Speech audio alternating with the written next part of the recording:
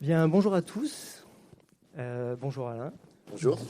Comment va se dérouler cette rencontre? Parce que je tiens à le préciser dès le départ, il s'agit d'une rencontre et pas d'une conférence. La conférence, c'est exigeant dans le sens où ça demande un thème. Il y a quelque chose de... Là, on va pouvoir aborder un petit peu toutes les questions qui nous passent par la tête dans cet entretien. Ce sur quoi on s'est préparé avec Réan. Réan, je le présente, voilà, musicien, mais aussi animateur radio et animateur aussi de cette rencontre.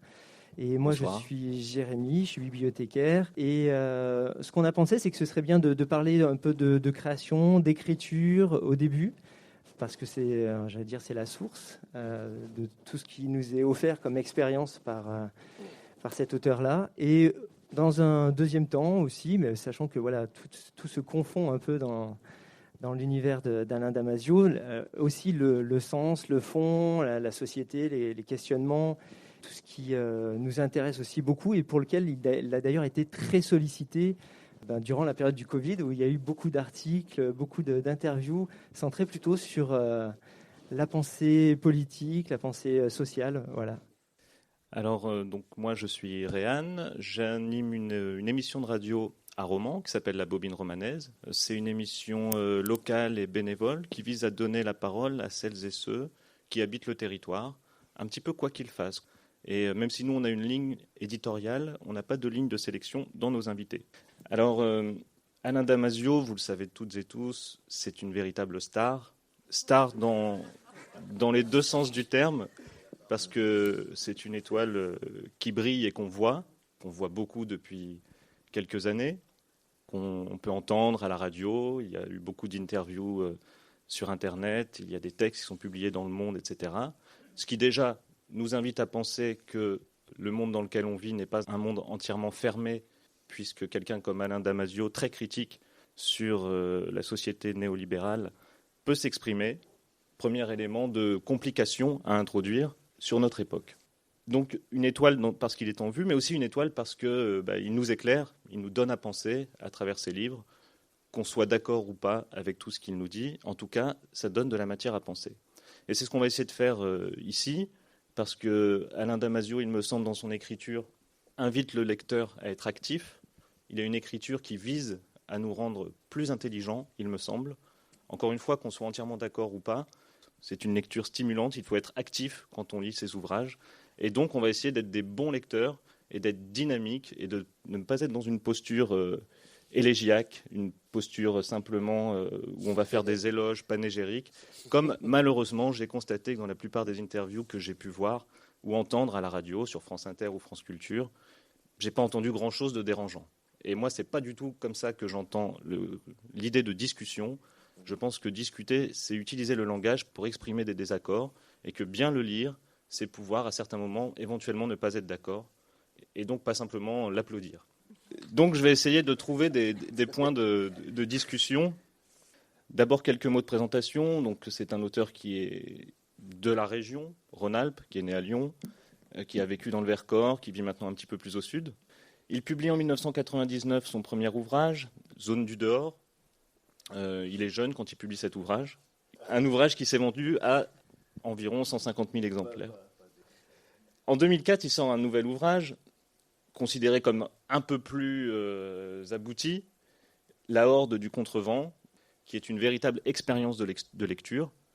Cet ouvrage s'est vendu à 400 000 exemplaires. En 2019, il a publié, donc très récemment, juste pendant la période du Covid, Les Furtifs. Donc tout ça mis bout à bout, plus un nouvel ouvrage dit plutôt pour la jeunesse, dont Jérémy parlera. Tout ça mis bout à bout, on n'arrive pas loin du million. C'est quelqu'un qui a fait quasiment le million, ou qui va le faire de toute façon. C'est en soi déjà un événement et ça méritait donc qu'on discute. Pour moi, Alain Damasio, j'ai trouvé enfin la formulation qui, moi, me plaît pour le définir. C'est un luthier de la langue française, dans le sens où c'est un sculpteur des phonèmes. Et je voulais d'abord le remercier pour son effort d'ouvrage, au sens où son écriture, c'est le résultat d'un... Vous savez, un peu comme les compagnons dans le temps qui faisaient un ouvrage d'art. C'est vraiment pas le type de bouquin où voilà, on en écrit un par an et on en sort à l'appel. C'est un ouvrage, et rien que pour ce type de geste, je trouve que c'est généreux de prendre le temps de se mettre à l'ouvrage, de travailler, de ciseler la langue et de nous en donner le résultat, de nous en proposer le résultat. Voilà, c'est un geste qu'il faut accueillir comme tel. Et on peut se dire, chacun d'entre nous, que nous aussi, on peut être auteur d'ouvrages à nos échelles, mais voilà, qu'il y a cette idée de travailler dans le temps long, de ciseler patiemment et finalement de proposer au public. Donc un luthier de la langue, en bon deleuzien qu'il est, mais je laisserai cette partie-là plutôt à Jérémy sur la langue. Je vais tout de suite introduire les quelques points qui, pour moi, méritent de faire discussion. Les plus grands luthiers ne sont pas forcément les plus grands musiciens. Vous voyez, il y a des musiciens qui jouent très bien du violon, mais qui ne peuvent pas travailler le bois. Il y a des gens qui fabriquent de bonnes guitares, mais qui ne savent pas les jouer.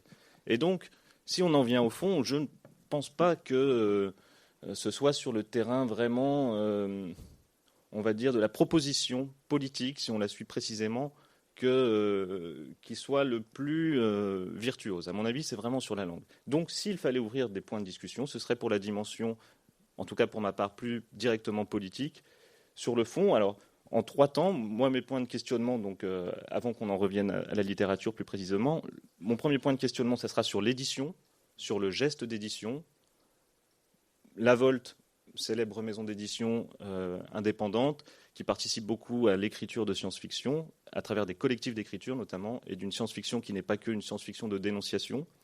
Mais néanmoins, j'ai des questions sur le geste d'édition, sur dans quel dispositif, puisqu'on veut parler de dispositif quand on est deleuzien ou foucaldien, dans quel dispositif est-ce que ce geste d'édition s'inscrit? Voilà mon premier point de questionnement, avec quelques éléments que je vous fournirai tout à l'heure.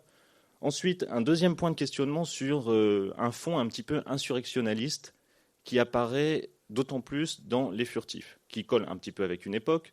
Le livre apparaît après que soit né en France, dans les luttes contre la loi travail, ce qu'on a appelé le mouvement du cortège de tête, et une tendance à l'affrontement.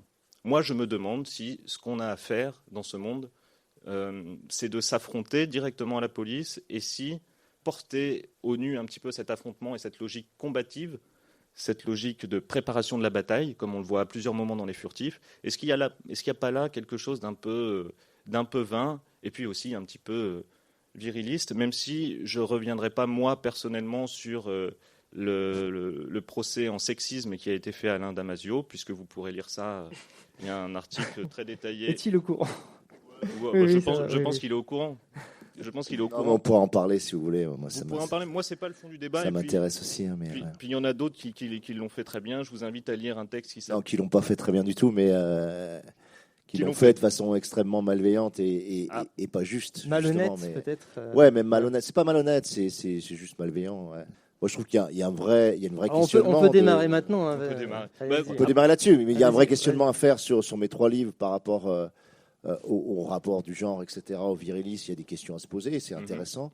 Moi, je veux bien répondre à la question du virilisme parce que je trouve qu'elle est. Après, moi, c'est pas mon angle d'attaque. Qu'elle est très mal posée, c'est mais pas mon angle particulier parce que je pense. Par contre, faut le faire avec honnêteté quand tu attaques quelque chose, tu essaies de le faire avec honnêteté. Ouais, en tout cas, il y a un article. C'est pas le cas, quoi. Ouais. Qui s'appelle La zone du Cador qui a été fait, et puis quelques discussions qui ont eu lieu là-dessus. Et enfin, moi, un autre point qui m'intéresse. Là, je l'ai pas vu par contre. Ouais. La zone du Cador. Ah bah si, par LMSI, les mots sont importants. Hein. Un site de critique radicale.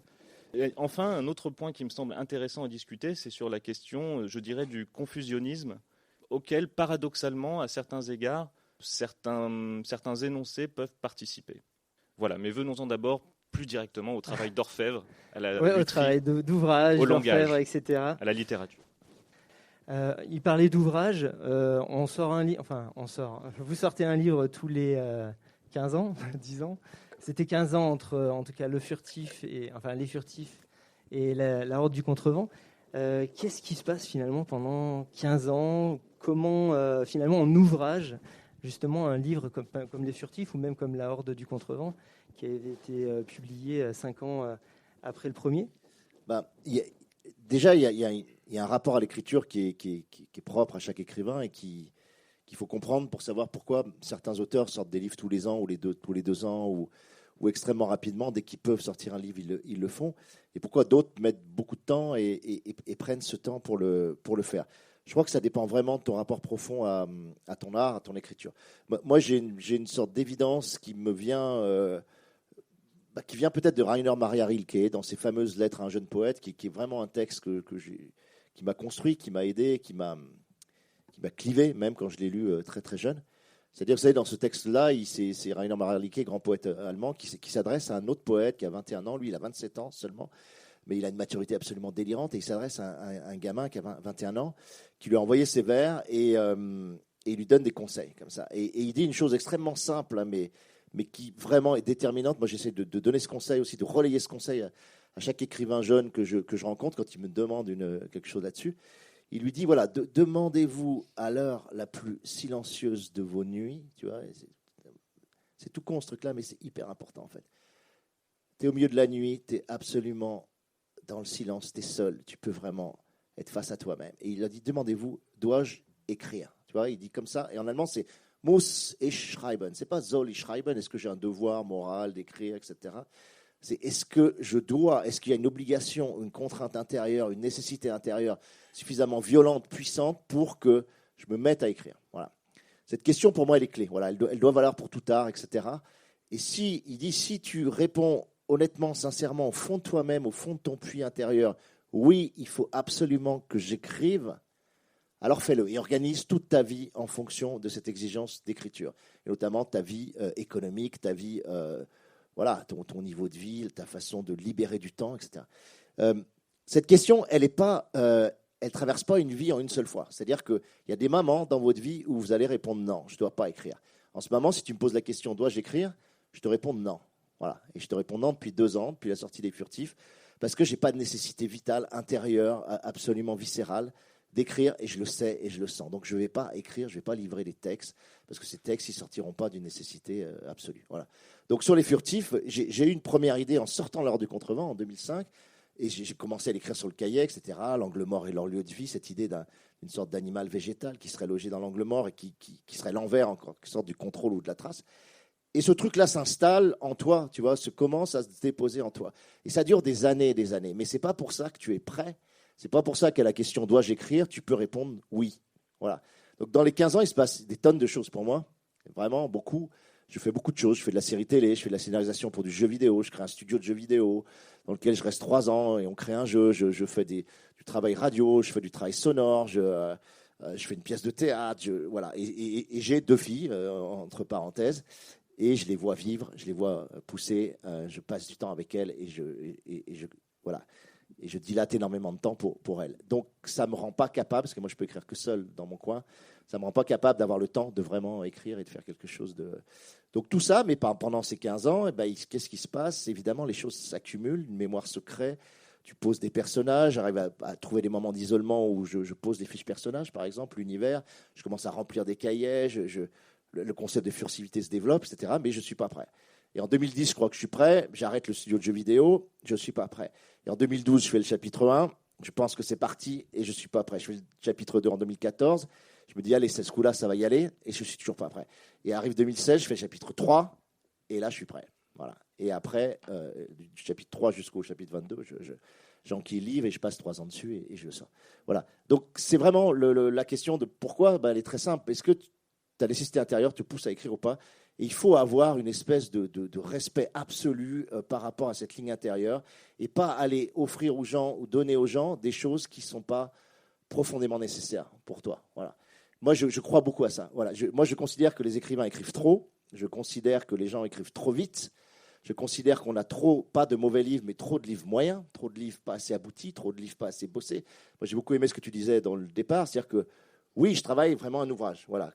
C'est-à-dire que Mallarmé dit ça, il dit un livre qui soit un livre architectural et prémédité. Architectural et prémédité. C'est vraiment ça. Voilà. Si tu n'as pas un livre dans lequel il y a une architecture de pensée, d'univers, avec un vrai cœur concept, avec des vrais personnages, avec une vraie vision de l'époque, et en tout cas un travail sur cette vision de l'époque, etc., pour moi, ce n'est pas la peine d'y aller, quoi. Voilà, il faut avoir ce boulot. Ça n'empêche pas énormément d'improvisation dans l'écriture après, mais en tout cas, l'univers et Donc ça explique, ouais, Et ça, c'est super important. Voilà, moi, je vais continuer à être comme ça. Donc, je ne sais pas, à l'heure d'aujourd'hui, les gens me disent « Alors, le 4e roman ?» Je leur dis 0,0. J'ai à peine un embryon de demi-idée, tu vois, sur un 4e roman. Et pour moi, ça ne tient pas du tout encore debout. Et je ne suis pas prêt à faire ce 4e roman. Je suis sur d'autres choses très concrètes. Je développe une zone d'expérimentation dans les Alpes du Sud. On en parlera peut-être, etc., où c'est vraiment un truc concret qui est la continuation politique de ce que j'écris dans mes livres. Et j'ai envie d'expérimenter ça, de faire le collectif, de bosser là-dessus. Et mon segment de vie est là-dessus aujourd'hui et pas dans l'écriture parce que, voilà, quand je me réveille au milieu de la nuit et que je me pose la question de Rilke, la réponse, elle est très claire. C'est non, il n'y a pas de nécessité absolue d'écrire. Ouais. C'est marrant parce que c'est vraiment très deleuzien aussi, ça, cette nécessité justement dans l'art, dans la création, de n'obéir qu'à cette nécessité et que l'art en fait n'est vraiment de l'art que s'il vient d'une nécessité. Il avait fait une conférence d'ailleurs au FF. Non, mais sinon, franchement, il y a tellement de milliers de livres déjà sortis qui sont extraordinaires, sur lesquels il faut vraiment passer du temps. Tu vois. Pourquoi toi, tu viens rajouter un livre de plus? Comment déjà tu peux avoir la prétention d'ajouter un livre de plus? Déjà, cette question-là, elle est abyssale. Quoi. Tu vois, de dire, putain, je rajoute un livre à l'immense... je ne sais pas comment font les écrivains, mais moi, quand j'entre dans une librairie, je suis en dépression. Voilà, je suis en dépression. Il y a trop de livres partout, trop de choses qui sortent. En bibliothèque, c'est pareil. Hein, voilà, et tu sais pas, tu te dis, mais pourquoi moi, au nom de quoi je vais rajouter encore quelque chose, une brique de plus à cet immense échafaudage qui est déjà ultra brillant et sur lequel l'histoire est passée. C'est-à-dire qu'on a sélectionné, on a gardé les vraies pépites, on a gardé la plupart du temps les livres qui méritent aujourd'hui d'être encore lus, quoi, tu vois. Et toi, tu veux rajouter une brique, tu vois. Il faut vraiment quand même se poser la question et y faire face, tu vois. Donc au moins, la moindre pour moi, des probités, c'est quand tu sors un bouquin, tu as essayé de faire le livre maximum par rapport au temps, à l'énergie, à l'intensité que tu y as mis. Voilà, on a notre petit niveau, on essaie avec ce petit niveau de faire le max. Voilà. Et après, tant mieux si ça répond et tant mieux s'il y a des lecteurs, mais voilà. Alors du coup, on a compris que tu faisais des fiches, que tu faisais des cahiers. Justement, c'était une question qu'on se posait. Et ces fiches-là, ces cahiers donc nourrissent, mais n'empêche que le travail d'écriture, quand on voit aussi tout le travail lié à la typoésie, à la graphie, à tout ce qui est inventé finalement dans chacun. J'ai tutoyé, vous voyez, ce que vous mettez à chaque fois dans chaque livre, justement en termes de création, ça c'est pas juste de la nécessité, c'est comme le disait Ryan, c'est de l'ouvrage. Et cet ouvrage-là, finalement, moi je crois que c'était 15 ans à se lire, à se relire, à se. Non, mais je le fais parce que ça me semble nécessaire. Tu vois, je vais pas. Ouais. Toi, des fois, les gens ils comprennent rien au travail typographique des furtifs. Tu vois, toi, tu lis des trucs, des fois, tu te dis mais les gens, faites au moins confiance à l'auteur. S'il a fait ça, c'est qu'il y a vraiment une nécessité de le faire. C'est pas pour mettre la poussière de typo au milieu du bouquin et compliquer la lecture qu'on le fait. C'est parce que effectivement, dans le bouquin, le moment où les personnages invoquent des furtifs, c'est-à-dire le furtif rentre en eux, le frisson furtif rentre en eux, c'est-à-dire cette rythmique très particulière du furtif, elle est invaginée à l'intérieur d'eux et elle va modifier leur perception du monde, leur ressenti du monde, leur capacité de fuite, leurs émotions, etc. Et il faut pouvoir le transcrire. Et la plus belle façon de le faire, la plus élégante, était effectivement de passer par la typographie. Donc on a fait un gros travail avec Esther Zak, qui est une jeune typographe, pour réussir sur chaque personnage à montrer comment la furtivité les influence leur style. Et c'est fabuleux de pouvoir passer par l'optique, le graphisme pour le faire. Parce que déjà, moi, je suis en polyphonie, c'est-à-dire que chaque personnage a déjà un style particulier, avec des sonances particulières, une syntaxe particulière, un registre particulier. Comment je pouvais, dans chacun des registres, montrer l'influence des furtifs? J'ai eu plein d'idées, on pourrait en parler, je voulais tordre la grammaire, etc. Mais à un moment donné, je me suis dit, non, la solution, elle est optique. C'est-à-dire que, et oui, la littérature, c'est aussi quelque chose qui se lit, donc qui se voit, et une lettre a une forme, une lettre, un double L, il t'envole quand tu es dans la lecture, alors qu'un Q, un G, un J, il va t'ancrer parce que tu as des jambages dessous. Donc rien que sur les hampes et les jambages, la façon dont ça se répartit sur une ligne, ça produit quelque chose optiquement qu'il faut travailler. Je veux dire, la forme d'une lettre comme un M, avec la triple arcade, elle produit absolument pas la même sensation qu'un I avec le point qui pétille comme ça, qui illumine l'espèce de barre verticale, etc. Donc tout ça, si tu travailles ton art, tu sais que ça a un sens, ça a une importance et que tu vas devoir le solliciter pour exprimer des choses. Voilà, on peut exprimer aussi par la forme de la page, par la répartition des blancs et des noirs dans la page, par la masse des mots, si elle est plus ou moins dilatée, par son resserrement, par tous les petits signes d'un point au-dessus d'un O, un point en dessous d'un O, ce qu'on appelle les points suscrits, souscrits, etc. Par la ponctuation, tout ça vient jouer, quoi.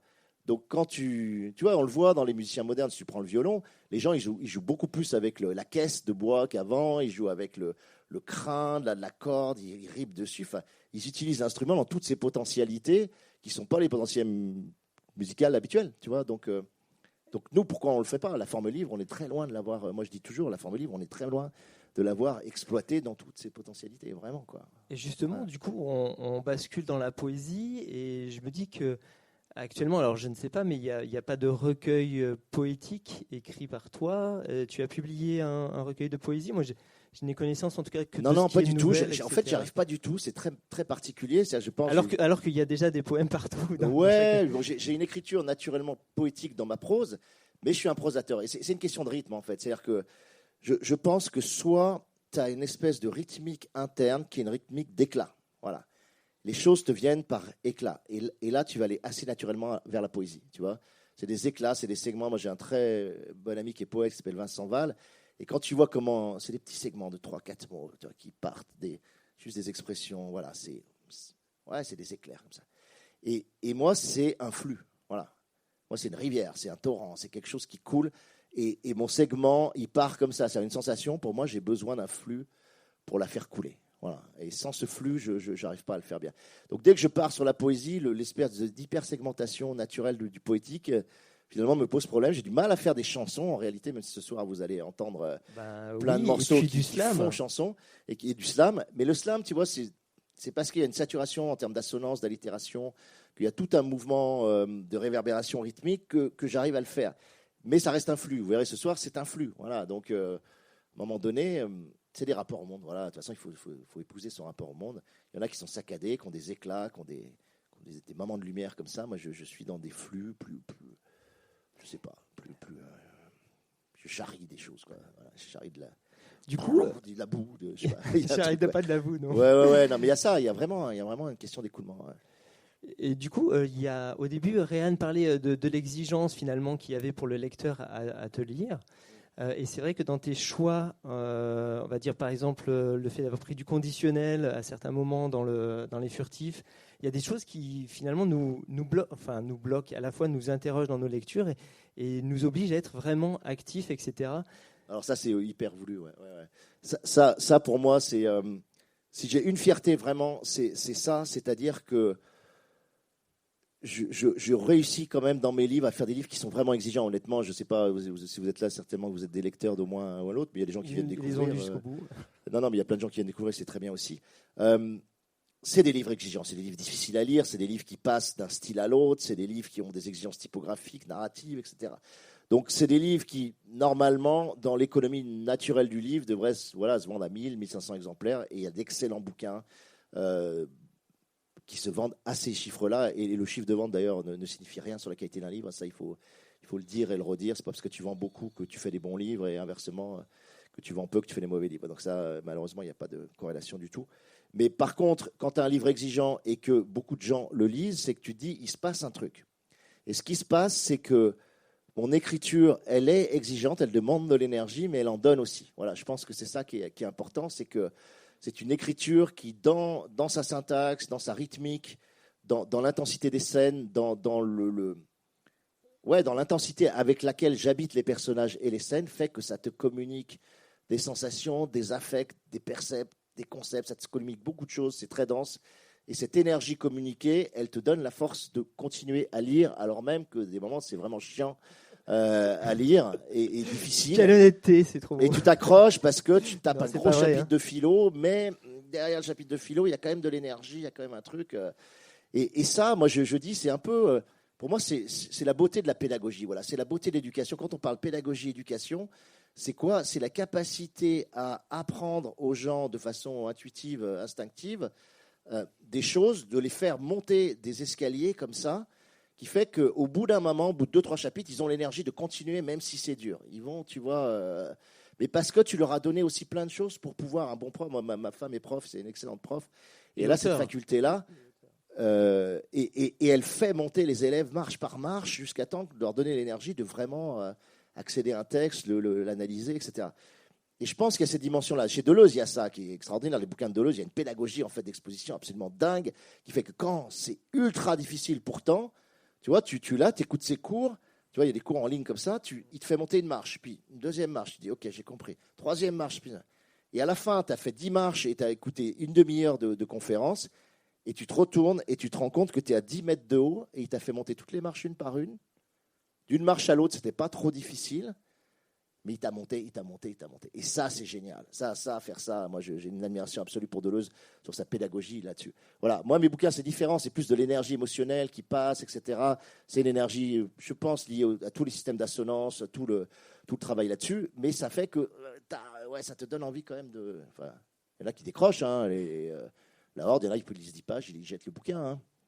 Mais parce que c'est dur, voilà. Ils ne rentrent pas dans cette énergie-là. Bon. Mais il y a un boulot. Alors moi, je n'ai pas théorisé ça, mais je sens que voilà, c'est comme ça que ça monte. Ouais. Ce travail-là, justement, je m'interroge par rapport. On parlait aussi de nécessité tout à l'heure, par rapport à Scarlett et Novak. Voilà, qu'est-ce qui fait alors depuis Les Furtifs, il y a ce livre à destination des ados qui, alors là pour le coup, je peux critiquer. Je pense que c'est l'éditeur qui a dû décider de faire ça. Sur lequel est écrit en sous-titre presque un thriller qui déjoue la fascination du smartphone. Moi, je trouve que ça fait un peu racoleur pour les parents. Mais justement, c'est racoleur pour les parents. Oui, voilà, on sent que c'est destiné aux parents. Voilà, je ne sais pas comment je pourrais faire pour que mon fils décolle de son smartphone. Ce serait une sorte de manuel, ça n'en est pas un du tout. Mais du coup, voilà, je voulais savoir d'où venait ce livre-là. Est-ce que c'était quelque chose que tu avais écrit avant et que finalement on t'a proposé de publier à destination de la jeunesse? Ouais, là c'est typiquement un travail. Enfin là c'est typiquement une commande peut-être. Un éditeur qui m'a harcelé quoi, en l'occurrence. C'est un texte que j'avais écrit en 2014. Donc il était déjà. Qui était absolument pas destiné à la jeunesse à l'origine. Oui. Qui était pour un magazine d'informatique, tu vois, à cette époque-là. Okay, il me demandait, il y avait la sortie de l'iPhone. Vous voyez, l'iPhone, ça devait être le 6 ou le 5, j'en sais rien. Et ils me disent, ouais, tu voudrais pas faire un truc là-dessus? Je dis, non, mais qu'est-ce que je vais sanctifier la sortie industrielle d'un truc? Je dis, par contre, si vous voulez un texte étocritique, ouais, ça m'intéresse de le faire. Et donc, j'ai fait ce texte-là. Et quelqu'un l'a retrouvé au fond du web, c'est un écrivain qui s'appelle Fabien Clavel, qui l'a retrouvé et qui en a parlé à Rajo, qui est une éditrice comme ça.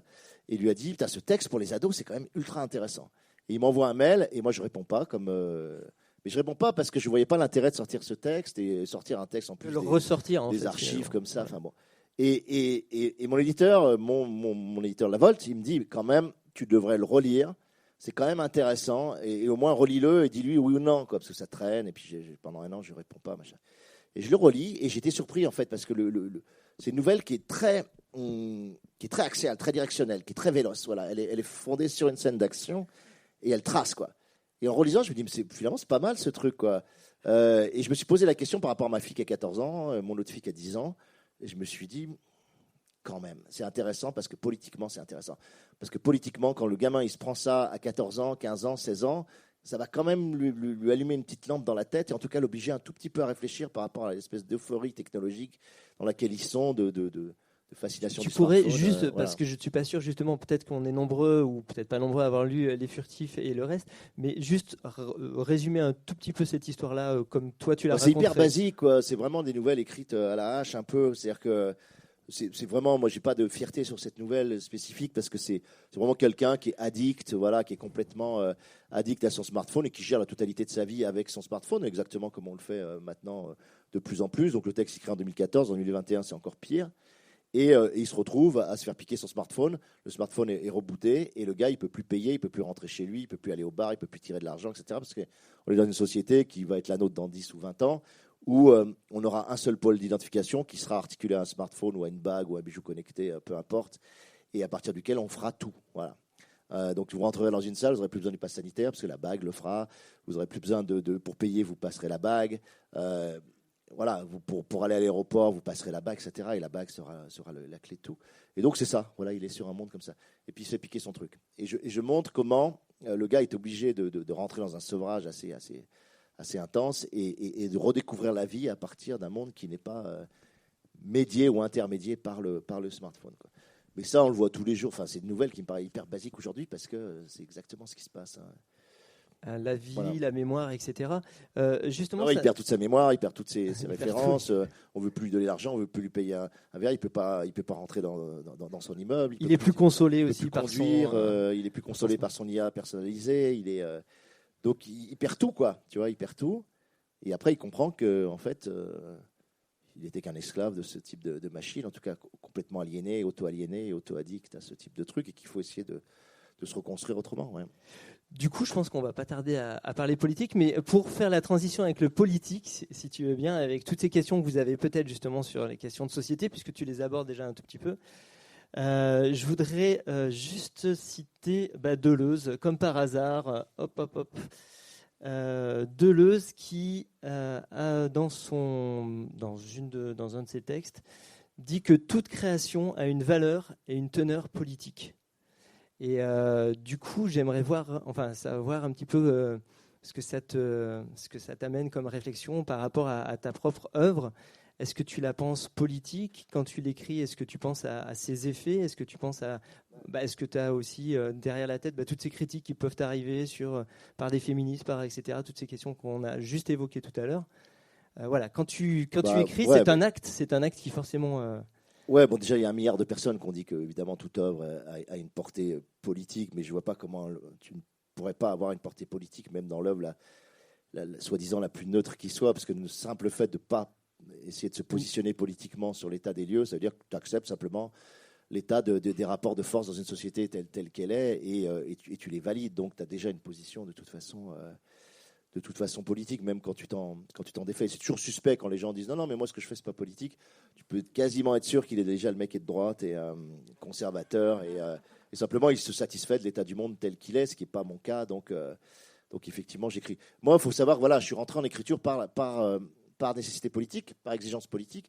C'est-à-dire que voilà, c'est après mon école de commerce que j'ai détesté, c'est cette grande école du capitalisme dans laquelle j'ai été, quoi. HEC. Ouais, non, c'était les secs, mais bon, c'est exactement la même chose. Et du coup, j'ai fait mon premier livre, La Zone du Dehors, pour réagir à ça, pour essayer de me battre contre ça et de me battre contre ce régime de contrôle que je voyais monter très fortement et dont on était, pour moi, pas assez conscient, parce que Deleuze venait de sortir ce texte-là et peu de gens l'avaient lu, etc. Et du coup, j'ai fait d'abord un livre pour manifester des valeurs politiques. Donc, je suis vraiment rentré à cause de ça en écriture. Et après, j'ai envie de dire, je suis devenu écrivain. Je suis devenu plus écrivain au fur et à mesure, moins sur une exigence de message, de martelage de message. Qui était celui de la zone du dehors. Ouais, voilà, la zone dehors est très ancrée politiquement, et très directionnelle là-dessus, quoi, et très bourrin à des moments, hein, bien sûr. J'avais 22 ans, donc oui, bien sûr, c'est important. Après, de toute façon, pour tout artiste, à partir du moment où il y a un peu où ton œuvre a un peu de rayonnement, tu commences à avoir 100 000, 200 000, 400 000 lecteurs, etc., tu sais que ce que tu fais va avoir un impact d'une façon ou d'une autre. Donc, si tu ne te poses pas la question de ta responsabilité dans ce que tu transmets, dans la façon dont tu vas impacter les gens, je trouve que c'est grave. Voilà, tu vois, moi, j'essaie de me positionner en me disant, mais quand quelqu'un sort du livre, j'ai envie qu'il ait envie de vivre, j'ai envie qu'il ait envie de se battre, j'ai envie qu'il ait envie d'aller vers une société post-capitaliste, ou en tout cas échapper à ce qu'il y a de plus mortifère et de plus toxique dans le régime néolibéral dans lequel on vit. Enfin voilà, toutes ces valeurs-là, j'ai envie qu'elles passent, mais la première de toutes, c'est que les gens se sentent vivants et aient envie d'être vivants et envie de s'ouvrir, de considérer que c'est un honneur extraordinaire d'être un être vivant et d'habiter cet honneur-là et cette dignité-là d'être vivant et d'en faire quelque chose. Donc ça, c'est vraiment une chose qui, pour moi, est fondamentale. Moi, je dis toujours, voilà, l'œuvre d'art, c'est une transformation d'énergie. Voilà, ce soir, si vous allez voir le concert, vous allez rentrer avec certains types d'énergie, vous êtes peut-être fatigué, c'est un temps de merde, c'est novembre, il n'y a plus de soleil, vous posez dans le siège, il fait 20 degrés, vous êtes là, moitié mou. Et ben normalement, le concert va transmettre une énergie, va faire passer en vous une énergie musicale parce que fait Yann Péchin, par mes mots, par la poésie, etc., qui fait que quand vous allez sortir, quelque chose se sera passé normalement, sinon c'est pas la peine que je vienne sur scène et peut-être que c'est de la merde ce que je fais et que ça vaut pas le coup. Mais en tout cas, il y a l'ambition et la volonté de faire traverser à travers les corps, à travers les âmes, les esprits, à travers ce que vous êtes, etc., un certain nombre de choses qui vont transformer l'énergie avec laquelle vous êtes rentré. C'est pareil sur un bouquin, c'est pareil sur un film. Vous entrez avec certaine énergie quand vous en sortez. Donc se poser la question très clairement, moi je dis ça aussi aux jeunes écrivains, etc. Posez-vous la question de qu'est-ce que vous voulez apporter. Quand quelqu'un vient voir votre film, votre documentaire, regarde votre peinture, écoute votre musique, avec quoi vous avez envie qu'ils sortent. Voilà, tu vois. Qu'est-ce que ça leur apporte? Une fois qu'ils ont écouté votre album, qu'est-ce qu'ils sortent avec quoi? Voilà. Et si tu es capable de répondre à peu près à cette question en disant j'ai envie qu'ils sortent avec ça ou j'ai envie qu'ils sortent avec ça, c'est que tu as vraiment une direction, une intention, quelque chose que tu veux apporter. Voilà. Et c'est marrant parce que finalement, peu d'artistes ou pas assez d'artistes et pas assez d'artistes jeunes se posent la question de je veux apporter quoi en fait? Parce qu'ils créent parce qu'ils ont envie de créer, ils créent parce que c'est fun de créer, ils créent parce que c'est bien, c'est valorisé d'être un artiste, ils créent pour plein de raisons qui ne sont pas forcément les bonnes, ils créent parce qu'ils ont besoin d'être reconnus, que leur intimité soit reconnue, etc. Il y a plein de bonnes et de mauvaises raisons pour écrire, pour créer, mais la seule valable pour moi, c'est qu'est-ce que je veux laisser aux gens, voilà, qu'est-ce que je veux apporter. Et ça, c'est vraiment une question difficile à répondre.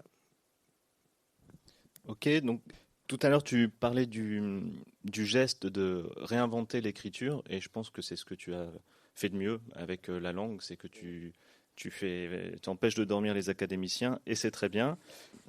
Moi, j'en viens au geste d'édition. Moi, sur les furtifs, j'aurais souhaité une édition furtive, et j'avoue que là, j'ai été un petit peu déçu. Alors déjà, une édition furtive, c'est possible. Il est possible dans ce monde, il y a des gens qui éditent encore des livres pirates, il faut le savoir, des livres qui ne sont pas enregistrés, première chose. Ensuite, il y a des livres qui sont enregistrés, comme j'en ai ramené un là, donc il y a un ISBN, et un livre magnifique, et en plus c'est bien vendu, d'une petite maison d'édition. La Volte, ça reste quand même une maison d'édition indépendante, c'est pas Fayard, etc. Volte, au passage, c'est un très joli terme, qui peut venir de révolte, mais qui nous enlève la réaction A, pour simplement avoir l'éclosion, la diffusion de force.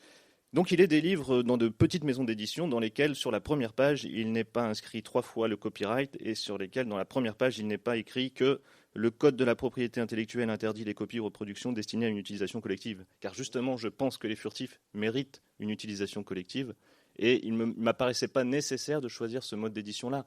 On aurait pu imaginer un mode d'édition furtif, c'est-à-dire une édition progressive, où par exemple le livre, le simple fait de réussir à l'avoir, de réussir à trouver quelqu'un qui par un contact te permet d'avoir une édition, une auto-édition, que chacun auto-édite le livre, ça aurait donné une puissance au geste, et après, pourquoi pas une grande édition, pourquoi pas aussi du poche, parce qu'il ne faut pas exclure, mais de d'abord essayer de travailler un mode de diffusion du geste qui ne soit pas la FNAC, ou en tout cas pas le copyright. Première chose. Deuxième chose, quelle n'a pas été ma surprise en ouvrant mon ouvrage des furtifs, après avoir lu la première page qui déjà m'invitait à un grand rappel de la loi, qui n'était pas nécessaire, c'était en plus qu'il y avait un code, je ne sais pas si vous vous rappelez, dans les furtifs, ouvrage qui nous permet de travailler sur la trace, de penser la trace. Première chose qu'on nous invite à faire, c'est d'aller vous enregistrer en ligne pour télécharger l'album, avec chaque code unique qui correspond à chaque bouquin. Alors moi, pour une pensée de la trace, de la part de quelqu'un qui a fait le million, donc qui n'a pas vraiment besoin de copyrighter à ce point-là. Disons que il n'y a pas des grandes nécessités. La Volte, ça tourne. Le million de livres... C'est là que tu te trompes vraiment, mais bon, je vais répondre. Ouais.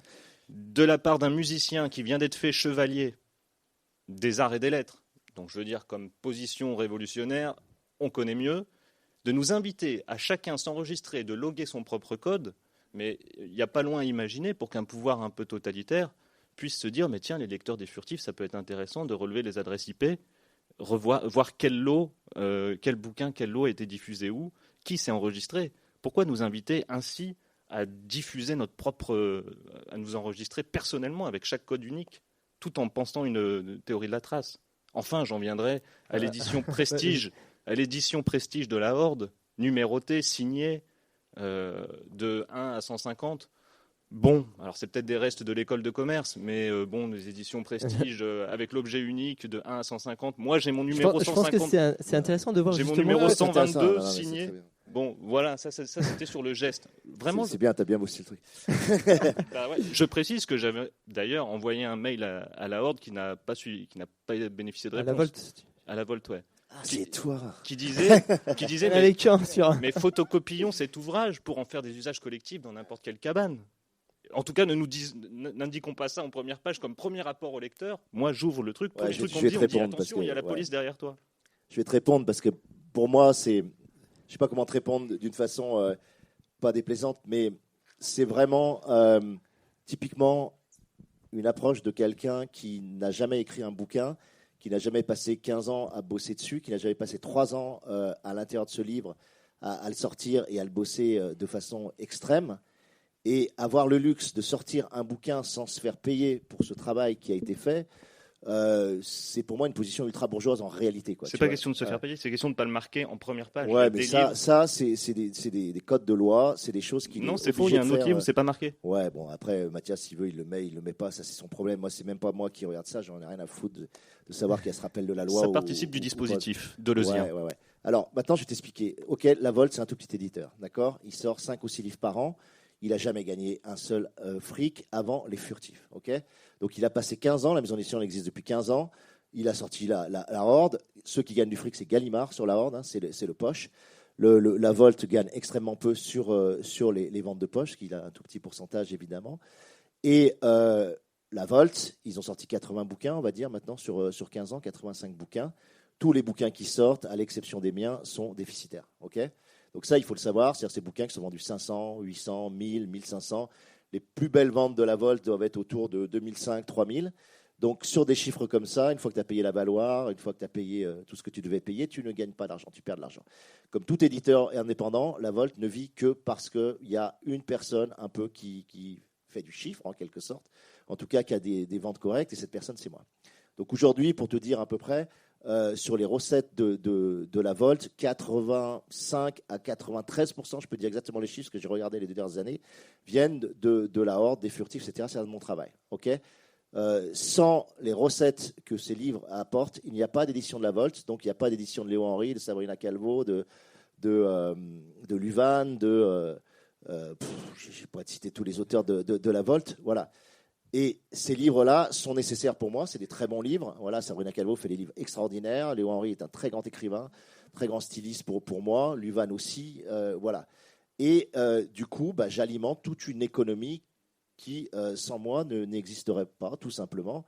Et je trouve que c'est hyper important. Après, il y a une deuxième chose pour moi-même. C'est-à-dire que moi, les bénéfices que j'ai touchés sur les Furtifs, je m'en suis servi pour acheter un lieu, effectivement, dans les Alpes du Sud, un lieu collectif dans lequel j'ai créé une ZES qui s'appelle une zone d'expérimentation sociale, terrestre et solidaire, et enchantée, pardon, et sur lequel on va enfin pouvoir expérimenter des choses de l'ordre de... Alors, ce n'est pas des ZAD, c'est encore très différent, mais en tout cas des formes d'écolieux, des formes de fonctionnement différents.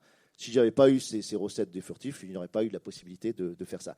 Donc, si tu veux, après, qu'est-ce que tu fais de l'argent ? C'est tout, quoi. Et le code unique pour chaque livre, pour télécharger son son. Mais ça, je veux dire, le code unique, de toute façon, il n'y a aucune espèce de... Là, pour moi, c'est complètement anonyme. Je ne crois absolument pas qu'il y a une base de données qui correspond à ça. Il n'y a pas de base de données de ça. On ne peut pas récupérer qui a téléchargé le truc là. Et en plus, un livre, je suis désolé, mais quand tu achètes un livre, on ne sait pas que c'est toi qui l'as acheté. Donc, tu peux télécharger en ligne. C'est complètement anonyme. Donc, pour moi, il n'y a pas de souci là-dessus. Et on n'a pas de traçage ni de récupération de savoir qui a téléchargé. On ne sait même pas combien ont téléchargé en réalité. Je n'arrivais même pas à obtenir les chiffres en disant mais combien de personnes sur 100 lecteurs a téléchargé le truc. On m'a dit vaguement 20%, machin. Mais on n'a aucune donnée. Donc tout ça, voilà. Mais après, c'est des rêves, tu vois. Mais ça, c'est des rêves de la radicalité suspendue. Non, c'est pas des rêves. Il y a des gens qui font des livres pirates, voilà. Ça existe. Mais ouais, mais ils ont les moyens de faire des livres comme ça. Moi, si tu veux, si je suis millionnaire... Non, ils les font juste sans se payer comme ça. Bah ouais, sans se payer. Ok, on est d'accord. Voilà, c'est tout. Moi, je considère qu'après avoir bossé 3 ans, j'ai le droit un minimum à être payé pour ce que j'ai fait. Et j'ai pas encore les moyens, je suis pas encore assez millionnaire, si tu veux, pour me permettre d'avoir un autre métier et de pouvoir sortir des livres qui ne sont pas rémunérés. Moi, je trouve qu'un artiste, il a le droit, comme tout le monde, d'être rémunéré. Bien sûr. Il n'y a aucune raison de ne pas le faire. Voilà. Après, sur la furtivité, sur le fait de rappeler effectivement en couverture le copyright et machin, c'est maladroit. Je pense qu'il n'a même pas besoin de le faire. Simplement, Mathias, il le fait parce que, je ne sais pas, il a pris ça. Par exemple, je prends un livre qui a... Je n'ai pas fait gaffe. Et honnêtement, je m'en fous complètement qu'il y ait ça marqué ou pas. Oui. Chose plus importante. Justement, c'est bien de le soulever. Moi, j'adorerais que ça soit un livre furtif et que je puisse le sortir. Le livre à nos amis, gratuit pour tout le monde, etc. Ok, mais j'ai pas les moyens aujourd'hui de faire ça. C'est pas ça la question. C'est juste que le livre à nos amis, par exemple, a été diffusé. Et à nos amis, il est diffusé, il est payé. Tu payes le bouquin et je veux dire, Eric Hazan, il se fait du fric et il permet de financer d'autres bouquins. Et à nos amis, je veux dire, c'est le comité invisible, il n'y a pas plus radical qu'eux, et tous les bouquins sont payants, je suis désolé, quoi. Mais moi, ce que je trouverais intéressant, c'est justement de parler de cette expérience dans le Sud. Qu'est-ce qui t'a motivé finalement à acheter ces terrains ? Et quel lien tu fais par rapport à tous tes engagements ? C'est tout simplement le fait de dire... Je sais que tu étais par exemple sur la ZAD... On manque de communauté, on manque d'endroits où on expérimente des choses différentes politiquement. Donc, il y a les zones à défendre, mais les zones à défendre étaient arc-boutés à à l'impact des flics, de la gendarmerie, de l'armée, etc. On l'a vu sur la ZAD de Notre-Dame-des-Landes. Donc beaucoup de l'énergie du lieu est occupée à lutter contre le pouvoir. Je trouve que c'est bien qu'il y ait des zones qui n'aient pas à lutter contre le pouvoir et qui puissent développer vraiment. Là, on développe en maraîchage, on développe en élevage, on développe sur une école des vivants, voilà, qu'on a développé, où j'espère que les gens qui viennent vont être transformés politiquement par des ateliers de formation. On va accueillir des groupes militants, etc. Donc un lieu où on n'a pas à se battre contre les flics pour que les gens puissent venir et faire ce qui doit être fait. Voilà, c'est juste ce truc-là. Donc j'ai eu la chance d'avoir cette somme sur les furtifs. Je l'ai utilisé et on a ce lieu maintenant. Et puis on va essayer de déployer. On a 50 hectares, on a 60 lits. On va essayer de déployer. Mais voilà, c'est tout petit à l'échelle de la France, à l'échelle de machin. C'est ridicule. Mais voilà, à notre petite échelle, on essaye de faire des choses. Moi, voilà, j'ai trouvé... je trouve ça aberrant de gâcher une grande partie de ton énergie militante à lutter contre les flics et l'armée. Voilà. Tu vois, je trouve que l'énergie militante, elle doit être là pour expérimenter des choses... Qui le mérite, des nouveaux rapports micropolitiques, de l'intelligence collective, d'une économie du gratuit, des choses. Voilà. Je pense que tout ça, on doit pouvoir l'expérimenter, l'autonomie alimentaire, énergétique, enfin, toutes ces tentatives-là, sans avoir tous les jours à se demander si les flics vont venir et défoncer notre cabane. Moi, j'ai vu les cabanes se faire détruire à Notre-Dame-des-Landes. Tu te dis, mais putain, mais c'est complètement hallucinant, aberrant. Et voilà. Alors, je ne sous-estime pas la puissance collective que donne le fait d'avoir un ennemi commun, tu vois. Et malheureusement, la psychologie des foules, on le sait, elle est fondée sur souvent un ennemi commun. Et beaucoup de gens se réunissent quand ils ont un ennemi commun, et ça donne une énergie très grande. Mais à un moment donné, il faut se poser la question de OK, si j'enlève l'ennemi commun, qu'est-ce que je veux faire en fait ? Vers quoi de positif je veux aller ? Et on essaye de se poser cette question en galérant comme des malades, parce que tous les collectifs galèrent et qu'on n'est pas meilleur que les autres, évidemment. Donc on est 7 et on commence bien sûr à s'engueuler aussi. Mais voilà, c'est on bon tente signe, le coup. Ouais, c'est bon signe. Et puis voilà, je pense que c'est des gens, le noyau dur est quand même chouette et on va y arriver. Mais je pense que ces initiatives-là, il y en a plein en France, en zone rurale, on n'est pas souvent au courant. Il y en a beaucoup, en fait, des sortes d'oasis, de communautés, de lieux, d'écolieux. On en a pas mal dans la Drôme. Ouais, dans la Drôme, il y en a beaucoup. C'est un lieu où il y en a beaucoup. Et je pense que voilà, il faut que ça se développe au maximum, que ça fasse tache d'huile et qu'il y en ait de plein de sortes différentes, avec des logiques différentes, avec une pluralité d'approches. Nous, c'est vraiment centré sur art, politique, écologie. Voilà, c'est ces trois sphères-là, avec le vivant au milieu. Mais tu peux créer un écolieu sur complètement autre chose, quoi, d'autres approches. Moi, c'est plus que c'est des choses qui me touchent, donc on a centré plutôt là-dessus, mais on verra. Si on revient, excuse-moi d'être énervé, mais c'est vrai que ça m'énerve beaucoup ces trucs. Moi, ça m'énerve parce que je connais des gens qui font des éditions pirates, mais bon, c'est pas grave. Oui, mais il y a les éditions pirates, très bien. Mais moi, j'ai mis plein de textes sur Internet qui sont gratuits, la rage du sage. C'est pas grave, ils ont le droit aussi. On en vient au fond du furtif. On va pas les interdire. Et pour le dire, moi, je demande jamais de droit. Tous les gens utilisent mes œuvres, je demande pas de droit, etc. C'est pas parce qu'il y a un copyright que tu laisses pas tout le monde utiliser. Il y a 3 spectacles qui tournent sur les furtifs. Passons à autre chose. Du coup, dans les furtifs, parmi non, mais ça m'énerve en fait. Mais bon, c'est les premiers noms propres. Il faut surveiller ses éditeurs. Premier nom propre qui apparaît dans les furtifs. Un des premiers noms propres qui apparaît et qui se fait quand même rapidement dézinguer, c'est le psy que va voir la maman endeuillée. Et pour moi, c'est assez représentatif de certaines ambiguïtés qu'il y a, puisque ce psy est immédiatement taclé comme lacanien, et on nous explique qu'évidemment c'était un affreux psychanalyste qui invitait à faire le deuil, alors que peut-être qu'il y a des choses plus complexes à faire, ce qui est vrai, et loin de moi l'idée de défendre la psychanalyse dans son entièreté, ou encore moins Lacan dans son entièreté. Mais est-ce que c'était nécessaire comme premier geste ? Très vite aussi, le nom de Deleuze, un des rares noms propres avec Simondon que j'ai relevé, apparaît 2 fois. Donc on a cette gesticulation anti-lacanienne assez... vraiment, on est en 2021, si on en est encore à devoir s'attaquer à la psychanalyse, je ne suis pas sûr que c'est ce qu'on a de mieux à faire d'un point de vue révolutionnaire. Et puis tout de suite dans la foulée, d'un peu de montrer une patte blanche deleuzienne, j'ai peur que ça vieillisse mal à l'épreuve du temps long. J'ai peur que ce soit pas là-dessus qu'on s'y retrouve, quoi. Est-ce que c'était nécessaire ? Alors, je vais pas répondre à ta place, hein, Alain. Mais en fait, ce qui est étrange, c'est que finalement, on s'aperçoit je trouve qu'il y a déjà beaucoup de pression à écrire et qu'on a l'impression que chaque mot posé a une responsabilité. On l'a rappelé tout à l'heure, l'importance finalement de ce que ça marque. Mais justement, quelle est la part d'autocensure? Est-ce qu'il faudrait finalement à chaque fois se demander la sexualité du personnage et en rajouter, et toujours imaginer que si on met une personne qui a un type ou un genre, on est en train de catégoriser, et finalement si on le fait mourir, eh bien, on est en train de tuer ou une femme ou un homme ou un lacanien donc je suis pas sûr qu'il y ait je suis pas sûr qu'il y ait ce combat derrière. En tout cas, moi je le lis pas parce que je suis pas dans une lecture de ce type-là. Peut-être lu. Tu sais, on a un moment pour moi très triste dans l'histoire culturelle de la gauche. En ce moment, on est dans un moment extrêmement réactionnaire et régressif, et notamment malheureusement ça passe par ces attaques sur une espèce de moraline genrée qui, moi, me paraît à l'envers de ce qu'il faut prôner, quoi. Ce qu'il faut prôner, c'est évidemment une harmonie entre les genres, entre les sexes, une fluidité à travers tout ça. Et en réalité, au lieu de prôner cette fluidité, on essaye de toujours être... On a besoin de deux négations pour faire une affirmation. Moi, c'est ce que je dis toujours. C'est que voilà, on te dit sexiste, puis après antisexiste. Et moi, à chaque fois, je dis aux gens, mais pourquoi tu te définis comme anti-sexiste? Tu viens de me faire deux négations pour faire une affirmation, tu vois, ou anti-raciste. Alors déjà, raciste, tu vois. Anti-lacanien. Voilà. Anti-lacanien, par exemple. Machin. Anti-psychanalyse. Et au bout de deux négations, tu as réussi à faire une affirmation, quoi. Tu vois, moi, je dis aux gens, voilà, au lieu de te dire anti-raciste, dis-moi juste que tu es ouvert en métissage, tu es dans la solidarité, tu es dans le tissage, tu es dans le métissage, etc. Pourquoi tu te dis anti-raciste, quoi, tu vois? Pourquoi tu dis antisexiste? Dis-moi que tu es fluide de genre, tu es fluide, voilà, tu es ouvert, tu es fluide, et toutes ces notions d'identité, de genre, de machin, tu considères que c'est dérisoire. Ce qui compte, c'est le rapport et la fluidité que tu tisses avec les autres, et l'altérité que tu acceptes et avec laquelle tu te noues, quoi. Et on est vraiment là-dedans. Et du coup, on est sur des approches extrêmement moralistes qui pour moi, sont sur une sorte de dérivation de la religion appliquée au genre et à l'identité, qui me paraît vraiment aller vraiment dans le mauvais sens, quoi. Et donc, par rapport à ça, moi je pratique aucune autocensure. Voilà, je le dis, je fais les textes que je sens intérieurement, et je me préoccupe pas de la façon dont ça va être reçu par telle ou telle faction, par telle ou telle catégorie du féminisme, parce qu'il y a des dizaines et des vingtaines de types de féminisme.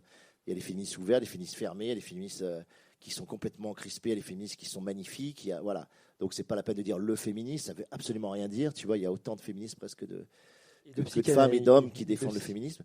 Donc, c'est vraiment intéressant de sortir de ça et de pas se poser la question. Puis quand tu vois les critiques, là, on parlait sur les critiques de genre, etc. Tu vois, moi, j'adore, c'est fantastique dans Les Furtifs. Donc, c'est-à-dire que si je tuais, par exemple, là, je tue le personnage du père à un moment donné, c'est le père qui meurt, tu vois. Ok. Bon, si je tuais la mère, on m'aurait dit, mais pourquoi vous tuez la mère, tu vois? Après, le père, il est hyper attaché à sa fille, c'est un super père, etc. C'est un papa poule, tout ce que tu veux. Et il y en a qui font des analyses en disant, mais ouais, mais regardez, en fait, ils essayent de dire que Sarah, la personnage féminine, est une mauvaise mère, tu vois? C'est une mauvaise mère, enfin, tu vois? La nana, elle se bat, elle donne toute sa chair pour essayer de retrouver sa fille, au même titre que le père, etc. Simplement, elle est dans un travail de deuil à un moment donné, parce que c'est le suicide ou le deuil, tu vois. Et tu dis mauvaise. Enfin, tu vois, et tout est inversé en permanence. Donc, moi, je peux prendre n'importe quel texte existant aujourd'hui et je peux l'aborder en essayant à chaque fois de. Bon, mais ça n'a aucun intérêt. Enfin, honnêtement, voilà. Après, de critiquer mes bouquins en disant la zone du dehors, il y a 5 mecs et une seule nana. La nana est vue à travers le désir du mec. Je dis, mais oui, les gars, vous avez complètement raison. Mais j'ai 22 ans à cette époque-là, quoi.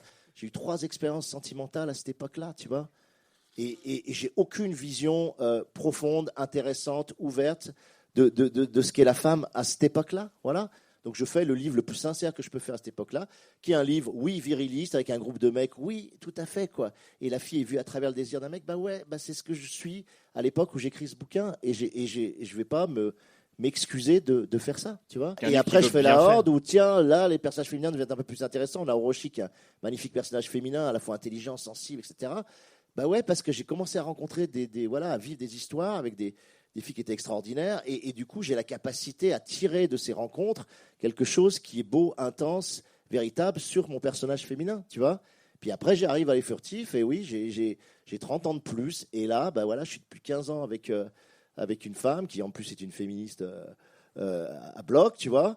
Et j'ai 2 filles, etc. Et là, bah ouais, mes personnages féminins, les gens ils disent, ah ouais, vous avez quand même progressé, c'est bien. Tu sais, ils te font la leçon en te disant, comme s'ils me donnaient des bons points de féministes, etc. Mais moi, je m'en fous de vos bons points de féministes. Simplement, j'ai évolué comme tout le monde, comme toute la société. Je deviens beaucoup plus attentif à tous ces enjeux.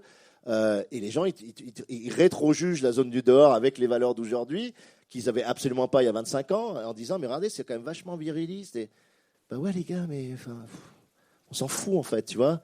C'est comme les gens qui jugent Kant en disant, bah, il ne parle pas du colonialisme ou Nietzsche. Ou machin. Bah ouais, mais les mecs, ils étaient dans une société coloniale, tous, quoi. Donc vous pouvez rétro-juger ce que dit Kant, ce que dit Hegel, ce que dit machin, à l'aune du colonialisme d'aujourd'hui ou du décolonialisme d'aujourd'hui. Mais qu'est-ce que vous racontez? Enfin, tu vois, on est toujours le produit de son époque, on est toujours, voilà, on n'est pas des génies, voilà, on n'a pas 200 ans d'avance sur ce que vont être les valeurs politiques qui vont se produire après. Donc voilà, tout ça, c'est un peu dérisoire. Voilà, moi, je considère que c'est pas le cas. Dans Les Furtifs, par contre, il y a quelque chose qui m'a interpellé, c'est la question du chamanisme, où c'est un petit peu, pour moi, c'est un petit peu ambigu. Non seulement le psychanalyste lacanien a un très mauvais j'ai pas rôle, répondu sur la psychanalyse, parce que lui, bon là, il y a pas de doute, hein, là, il se fait flinguer. Bon, alors que si je pense qu'on veut s'intéresser à une transformation du monde, s'intéresser aux inconscients collectifs, ça me paraît précieux, et on n'en aura pas fini avec Lacan. Et par ailleurs, le chaman, lui, il a le bon rôle. Alors les chamans, on ne sait pas pourquoi, mais eux, bon, bah, ils ont des perceptions. Même Agu, on ne voit pas vraiment pourquoi, mais il a des perceptions supérieures qui l'amènent à vivre des choses. Il y a quelque chose qui me semble un peu ambigu sur la question de la magie, même si je ne doute pas que les humains ont besoin de rituels et qu'il s'agit pour nous d'en réinventer, et des rituels, hein, pas juste des pratiques, etc., vraiment des rituels. Mais là, je vois un espace un peu confusionniste qui, particulièrement dans la Drôme, peut résonner. Tu vois, dans le sens où, voilà, c'est super cool. Parle de dit, là. Les ondes, le vitalisme, Quelle image de la Drôme. la vitalité, et puis c'est super cool. Et puis en fait, ça nous sort du politique. Pour moi, c'est diviniser, réinjecter de la pensée magique, diviniser pour mieux régner. Ouais, alors là, moi, je suis vraiment pas là-dedans. Je crois que si tu as lu mon œuvre, tu le sais. Moi, je viens vraiment de la philosophie rationaliste occidentale. C'est pour ça que je veux que tu clarifies. Je viens vraiment, mon école, c'est Nietzsche, Deleuze, Foucault, Bergson, Spinoza, etc. Donc, je suis vraiment malheureusement très ancré dans le monde occidental et dans la philosophie occidentale. J'ai une dimension spirituelle qui est très faible, que j'essaye d'ouvrir un peu plus parce que je commence à voir qu'il y a des choses intéressantes à trouver. Mais vraiment, je définis spirituel de façon super simple, comme tout ce qui est plus vaste que nous et qu'on ne comprend pas forcément, tu vois.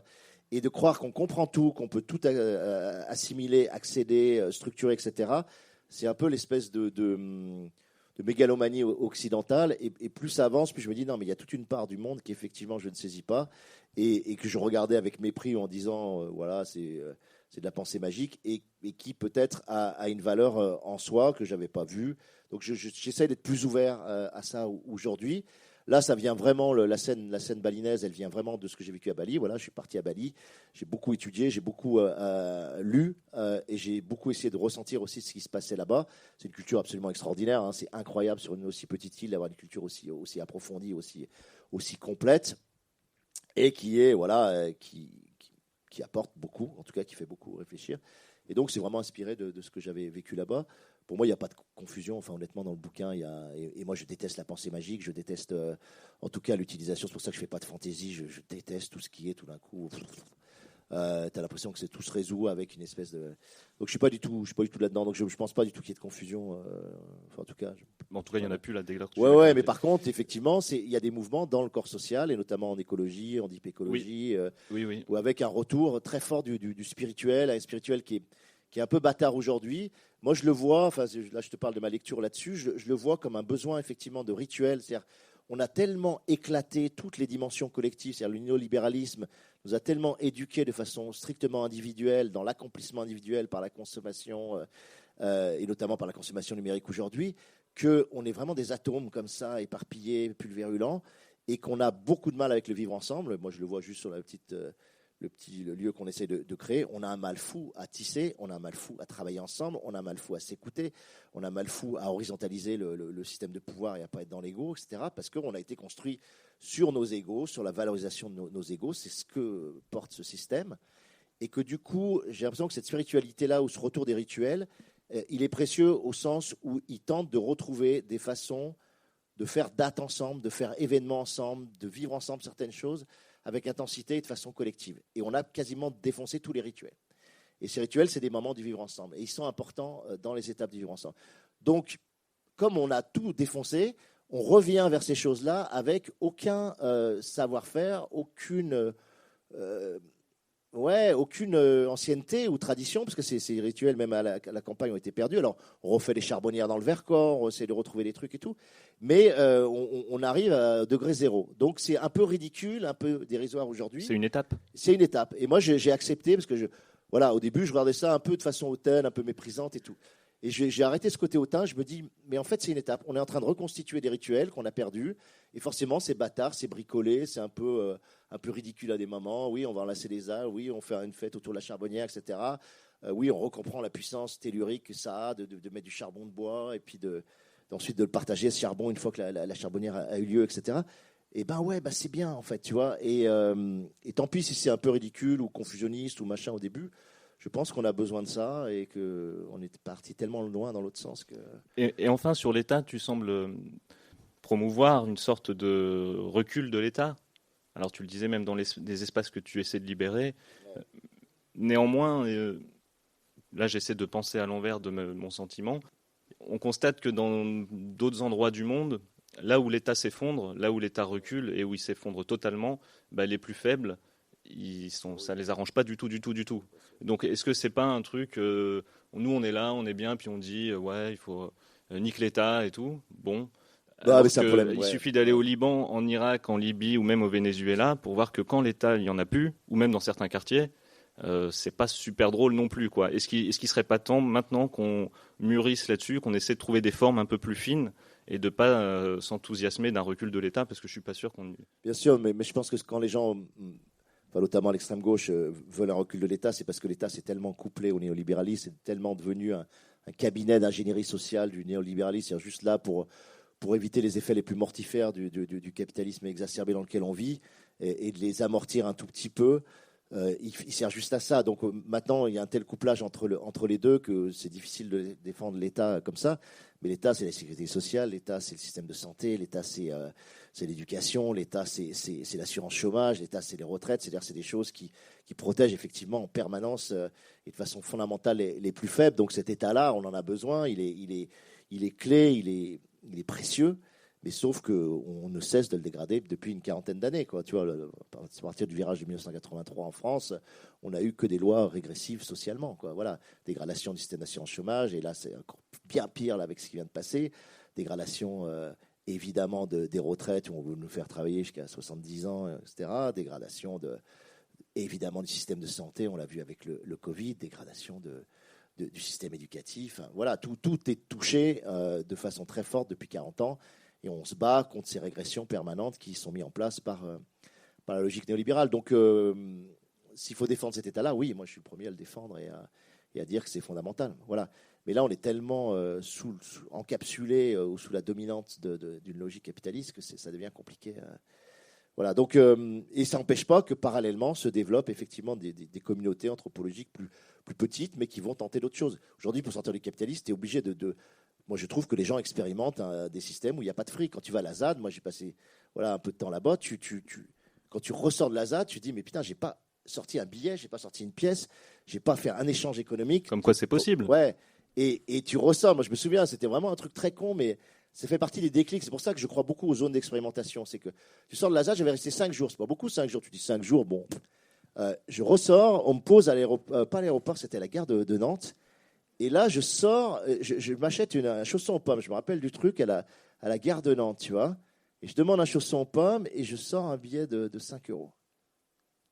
Et juste ça, je me suis fait, mais ça me paraissait bizarre, obscène presque, tu vois. Qu'est-ce que ça voulait dire que cet échange où quelqu'un est juste payé pour me filer un chausson aux pommes et puis moi, je n'ai aucune interaction avec le mec, je donne juste mon billet, il va me rendre de la monnaie, j'ai mon chausson aux pommes, mon produit, et je repars et c'était, voilà, mais bien sûr, tu dis bonjour, etc. Mais tu vois, il y avait un truc bizarre, c'est-à-dire que j'ai senti l'étrangeté de quelque chose qui pourtant est absolument familier, parce qu'on fait ça tout le temps, tous les jours. Et là, tout d'un coup, je le voyais avec étrangeté. Et c'était génial de le voir avec étrangeté, quoi. Et c'est pour ça que je pense que les zones d'expérimentation sont importantes, parce que pour voir avec étrangeté à quel point ce système, il est historique. Voilà, avant, il y a eu des milliards de sociétés, de communautés, de modes de vie qui n'étaient pas fondés sur la monétisation, la marchandisation, et que le capitalisme est très récent, il date de 4 siècles, et que nous, on a l'impression que c'est l'horizon indépassable dans notre temps, mais en fait, C'est juste une petite capsule dans l'histoire, tu vois. Mais nous, on vit là-dedans, donc on a un mal fou à imaginer que ça soit autrement, quoi. Et sur les réseaux sociaux, comment on fait avec, parce qu'on peut en penser tout le mal qu'on veut, mais comment on fait avec le fait qu'ils explosent de toute façon, que ça cartonne de toute façon? Est-ce qu'on ne gagnerait pas à avoir aussi une positivité là-dedans, même si ça nous fait mal? Est-ce qu'on ne gagnerait pas à envisager le fait que ça se retourne contre eux, qu'à certains moments, cette mise en réseau généralisée de tous les humains, ça permet des choses aussi que peut-être même... Ça permet de voir des vidéos d'Alain chats. Damasio, par exemple. Non, mais ce qui est marrant là-dessus, c'est que tu vois, sur les réseaux sociaux, c'est pareil. C'est que tu te dis, bon, l'intention est louable. Tu te dis, ouais, je peux communiquer avec des gens aux États-Unis, en Afrique, etc. Des gens qui sont loin, qui ne sont pas dans la même ville que moi. Enfin, tu vois, tu as une capacité, effectivement, de la technologie à créer des liens ou à les maintenir.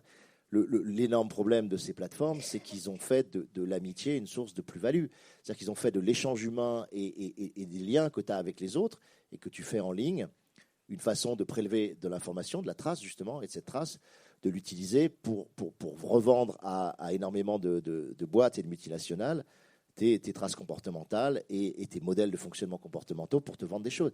C'est-à-dire qu'ils ont trouvé ce coup de génie du capitalisme contemporain de dire l'amitié elle-même va être une source de plus-value, d'extraction de la plus-value. Ça, c'est à la fois génial et horrible, quoi. Tu vois, c'est horrible parce que avant, enfin, je veux dire, quand tu es dans un café et que tu bois une bière avec des potes, ils extraient pas de la plus-value sur l'échange que tu as avec tes potes. Parce que tu laisses pas d'informations. Alors tu vas me dire, ouais, mais il extrait de la plus-value sur le fait qu'il te sert une bière et qu'il va faire une marche sur la bière. Ok, tu vois, sur le fait de boire de la bière, il fait une plus-value. Mais il ne fait pas une plus-value sur l'échange qu'il y a entre les 6 personnes à la table, tu vois.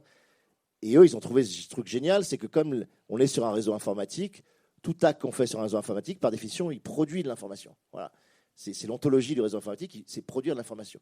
Donc si ça produit de l'information, le moindre SMS que tu envoies, le moindre mail, le moindre truc sur WhatsApp, Insta, la moindre photo que tu publies, le moindre clic que tu fais, le moindre like, etc. Si toutes ces choses-là, tous ces actes en ligne produisent de l'information, c'est-à-dire que tu peux récupérer cette info, et ensuite cette info, avec des énormes algorithmes, etc., tu la corrèles, tu la data mine, tu la restructures pour ensuite vendre des profils comportementaux aux boîtes. Et c'est le modèle de Facebook, et c'est le modèle de Google, etc.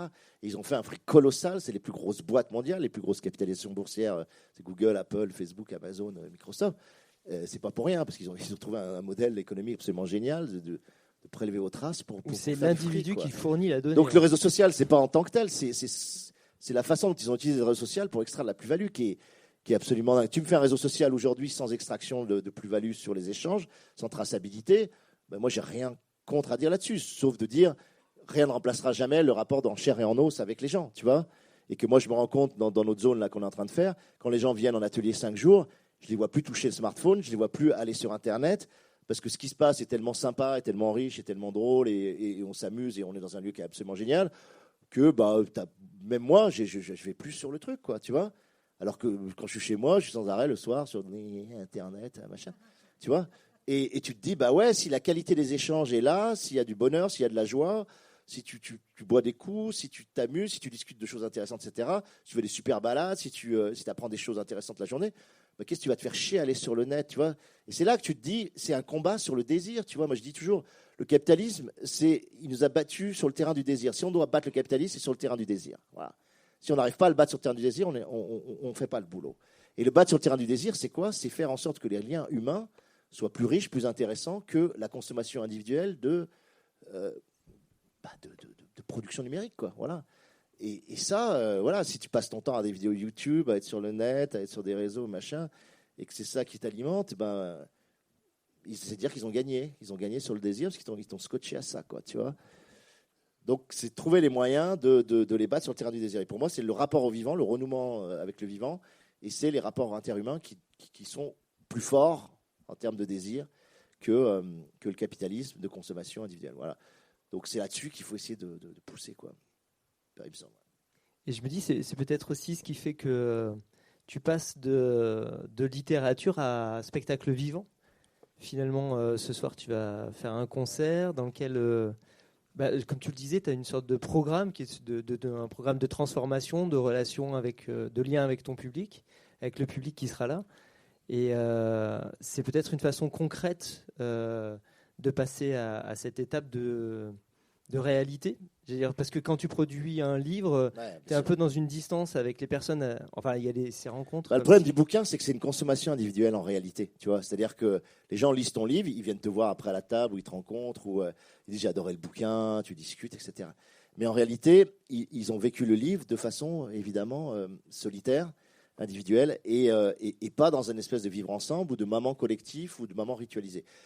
Un concert, un spectacle vivant, c'est un rituel en réalité. C'est un rituel comme il y en avait autour des conteurs, comme il y en avait autour des veillées, comme il y en avait, voilà. C'est-à-dire que tout d'un coup, quelqu'un sur scène ou plusieurs personnes sur scène produisent quelque chose, une performance artistique qui toi, va résonner avec ce que tu es, avec ce que tu vis, avec ce que tu attends, mais ça résonne en même temps. C'est-à-dire qu'on est dans la même salle et ça résonne sur vous, ça résonne sur moi. Il y a une espèce de boucle d'énergie qui se fait, tu vois, entre Yann, moi, l'éclairagiste, le public, etc. Il y a une espèce d'intensité qui génère, et c'est une intensité collective. Voilà. Et donc, pour moi, ça a les vertus d'un vivre ensemble ou d'un rituel. Alors, ça ne résout pas tout, et je ne dis pas que c'est la sanctification de tout de faire des spectacles, mais ça fait partie de ces moments où, effectivement, quelque chose va se mettre en vibration, en résonance ensemble. Voilà. Et c'est pour ça qu'on aime aller au concert, c'est pour ça que, voilà, on est content de voir, maintenant ça est en train de disparaître, mais de voir un film ensemble et d'applaudir ensemble à la fin d'un film, ou de sentir tu vois, les gens autour de toi résonner en même temps que toi par rapport au film. C'est un truc qui peut être fabuleux, quoi. Mais c'est vraiment plus vrai dans le spectacle vivant, parce qu'il y a une interaction aussi avec la salle. Il y a donc ouais, c'est vraiment cette dimension-là, moi, qui me plaît. Et puis après, il y a une dimension complètement égoïste, personnelle, qui est que moi, j'avais envie de passer dans une zone d'exposition différente. Tu vois, j'ai fait beaucoup de rencontres comme ça. Je voulais passer sur une zone où je mets en jeu ma voix, ce qui est génial en spectacle vivant, c'est que chaque soir, là, je ne sais pas ce que je vais faire ce soir. Je vais peut-être faire un concert de merde, un super concert, etc. Là, je sors de 5 dates. Il y a des dates qui étaient magnifiques, des dates où j'ai complètement foiré. Tu ne sais pas ce que tu vas faire. Non, mais tu ne sais pas ce que tu vas faire. Ça dépend de ton énergie. Mais c'est fabuleux d'avoir ce one-shot absolu, quoi. C'est-à-dire que tu es dans le présent absolu. Un concert, c'est 1h30 où tu es dans le présent absolu. Voilà. Et tu ne peux pas te protéger, tu ne peux pas t'abriter, tu merdes, il faut continuer. Tu as fait un premier titre, tu étais à côté, tu n'étais pas dans l'émotion, etc. Tu as le deuxième titre, il faut attaquer, il faut essayer de se raccrocher, tu te bats. C'est comme un match de foot où tu commences par 3 mauvaises passes et tu essayes ensuite de faire un meilleur match Et parfois, ça part super bien, tu sens que ça part bien, puis tout d'un coup, ça merde, puis ça revient, puis... Et c'est super intéressant. Et le public, évidemment, est très différent. Des fois, ça rigole pas. Tu as de l'énergie, tu as des applaudissements, tu as plein d'applaudissements. Les gens sont là, sont pas là. Ils sont politisés, ils sont pas politisés. Tu sens des trucs super différents. Et ça, c'est vraiment, c'est passionnant. Ouais, il y a vraiment un truc. Et là, tu vois ce que ça veut dire, effectivement, un spectacle vivant. C'est que c'est jamais la même chose. En plus, je joue avec Yann Péchin. Et Yann Péchin, il improvise énormément. Il a 40 ans de carrière, donc il a une capacité d'improvisation absolument délirante. Et lui, il fait des choses différentes chaque soir. Voilà, ça, c'est génial aussi. Et donc, c'est déstabilisant aussi, mais c'est génial. Et puisqu'on parle de Yann Péchin, j'ai juste une petite question aussi. C'est finalement, donc, il y a eu une interview que je vous invite à découvrir sur le site de l'Accordo, et qui est vraiment super intéressante, justement d'Alain Damasio, où il explique justement tout ce travail de Yann Péchin. Mais je me suis dit, mais pourquoi Yann Péchin ? Parce que finalement, tu n'abordes pas la question de la rencontre. Pourquoi finalement vous vous êtes mis ensemble ? C'est-à-dire, dans l'article, on comprend très bien... toute l'énergie qu'il y a entre vous, toutes ces qualités, on va dire, en scène. Mais je me dis, pourquoi arriver à ce moment-là ? Pourquoi monter sur scène ? On en a un tout petit peu parlé, mais pourquoi avec lui aussi pour ce spectacle ? Ouais, mais c'est des coups de bol, tu sais, c'est la vie. Tu rencontres énormément de gens.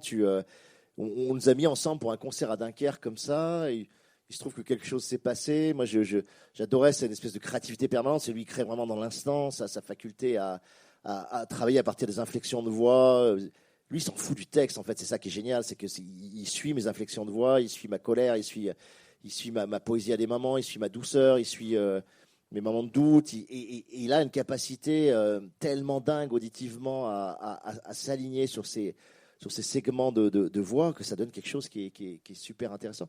Mais c'était, voilà, je le connaissais pas, il me connaissait pas, lui il savait même pas que j'étais écrivain, édité ou quoi que ce soit, tu vois. À la fin de la première répète, il m'a dit ouais, c'est pas mal ton truc, mais t'es édité, quoi, tu vois.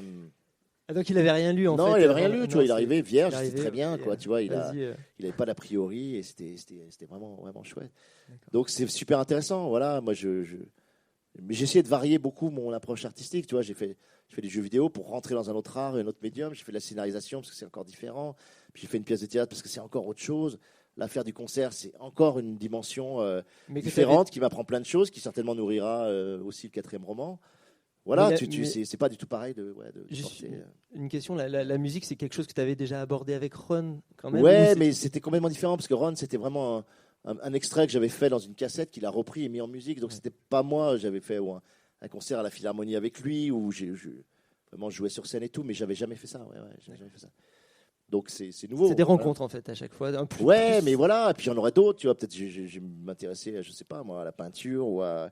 Je trouve qu'un artiste, il doit toujours être ouvert et à d'autres arts parce que ça va t'alimenter, forcément. Oui, donc finalement, faire ces concerts t'apporte quelque chose. Alors pas pour l'écriture, puisque finalement, t'es pas encore dans une Si, même démarche sur écriture. l'écriture, ouais, ça t'apporte beaucoup parce que tu apprends des phrasés différents, tu apprends un écoulement différent, tu apprends à porter ta voix, à créer des minuscules inflexions, des variations, tu apprends beaucoup de choses dans la façon dont tu peux, sur une même phrase, la dérouler d'une façon extrêmement différente, selon les moments, selon la musique, selon la présence des spectateurs ou pas, etc. Et ça joue sur la syntaxe, ça joue. J'ai recorrigé certains textes à partir de l'oralité parce que ça fonctionnait pas. Ça fonctionne sur le papier, mais ça fonctionne pas à l'oral. Tu travailles différemment les systèmes d'assonance. Tu travailles vraiment, ça joue sur beaucoup de choses. Ouais. Donc ça t'apprend à écrire. Ouais. C'est un gueuloir en direct. Ouais, c'est un gueuleur en direct et t'apprends beaucoup. Voilà, j'apprends beaucoup là pour l'instant. Après, ça se trouve à un moment donné, j'arriverai à une espèce de seuil où j'apprendrai plus assez. J'arrêterai de faire des concerts. Tu vois, c'est pareil. Là, je continue parce que ça m'apprend et chaque date m'apprend pour l'instant. Le jour où je commence à dérouler et à avoir le sentiment que bon voilà, j'arrêterai très vite, parce que j'aurais l'impression de plus avancer, quoi, tu vois, vraiment. Mais là, je débute, ça fait 1 an que je le fais, donc je suis un grand débutant, voilà. Mais je crois que je suis avec un énorme pro, quoi, tu vois, je suis avec quelqu'un qui est lui un professionnel absolu, qui a joué avec Bachung, avec Miosek, avec Félix Tiefen, avec Jane Birkin, avec Jacques Higelin, avec Rachid Taha, etc. Il a joué avec tous les plus grands, en tout cas en France. Donc, il t'apprend beaucoup, tu t'écoutes, quoi. Mais je crois que tu as bossé aussi pour le rejoindre, entre guillemets, c'est-à-dire entre les premières expériences où c'était, on va dire, première rencontre, où ça se fait un peu au feeling. Et finalement, tu t'es professionnalisé. Tu voulais que ce soit Je suis parti très loin. Je suis parti d'un écrivain qui dit ses propres textes. Donc, ok, j'avais une bonne voix, si on veut, machin. Donc voilà, je savais dire mes textes parce que c'est mes textes, mais au début j'étais juste en lecture, tu vois. Ouais. Je lisais dans la librairie, et lui musicalisait derrière, et voilà, c'était ça, quoi. Et à un moment donné, il y a un tourneur qui a dit non, ça peut être vraiment intéressant.